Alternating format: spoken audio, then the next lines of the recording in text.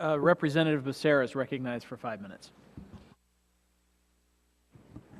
Thank you, Mr. Chairman. I almost feel like I've seen this movie before, but I know that the plot and the characters are a little different. And I hope that given that we have a hard and fast deadline before us, we are able to focus a bit more this time around. But I know that all of us understand the task that we have before us. And I believe it's very straightforward. We need to strengthen our economy, and we have to take care not to do anything to derail that economic recovery that's underway. As Mr. Levin pointed out, we've seen some job creation, 3.2 million jobs over the last 22 months. Last December, 212,000 jobs created. In the last year, 2011, we've seen more jobs created since 2005. 1.9 million jobs were created, new jobs were created in the private sector. And so we've seen some progress, but if you were to ask Americans across the country, too many probably would say that we still have a lot of climbing to do. And I don't blame them. When you see 4 people looking for every job that's available, you know that there's something still wrong in America. When you see that while we've recovered some 3 million plus jobs since the depth of the recession, it doesn't help if there's some 6 million Americans who are still looking for jobs that they lost during the height of the recession. And so I think this committee knows what it has to do, and I'd like to just focus a bit on something that I received from a person in California. Her name is Faye. She writes, "I have been unemployed since October 2010. I have sent out over 3,000 job applications, have had 33 responses, 4 interviews, and was told by each one that I am overqualified or undereducated.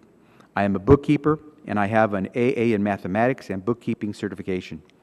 I am very grateful for the benefits that I receive through unemployment, but in order to survive, I moved myself and my teenage son into a shared apartment in San Francisco. This is fine. We shared a bedroom separated by a screen. We shared the flat with 4 other roommates. This is fine. Not ideal, but we are not homeless. We barely have enough food, but we do not qualify for food stamps. So I have learned to eat less and try to make each dollar go very far. There are no extras in our lives, no internet, no TV, no going out. I am okay, but it is painful at times. I point this out because as grateful as I am for the benefits, we are not homeless or starving. They are not fun. And I am looking for work day in, day out. I go to the one-stop EDD center daily or to the library for the computer.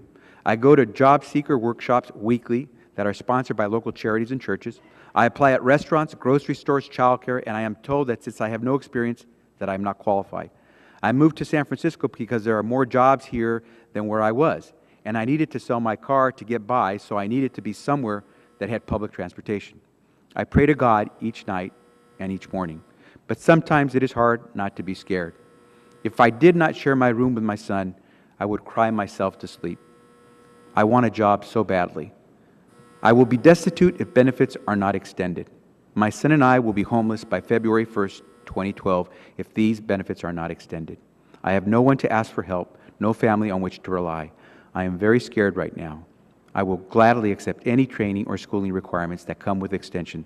Things are bad and need to change." That's Faye in San Francisco, California. And if there's anything that focuses the mind is when Americans are talking to us, and I think they're talking loud and clear. I believe that we can get this done. I think each and every one of us who has taken this assignment understands that we have a hard and fast deadline. We've got about a month. We know what we need to do. Our task before us is pretty simple, I think, with the 3 most important things we could tackle. Extend that payroll tax cut for middle American workers. Take care of those benefits for people who've lost their job through no fault of their own. And give seniors and their doctors the security and certainty they need to know that Medicare will be there the way they need it. We get that done, we can talk about a lot of other things, but first and foremost, let's focus on the task at hand. Let's focus. Faye is very focused. We should be as well. With that, Mr. Chairman, I yield back.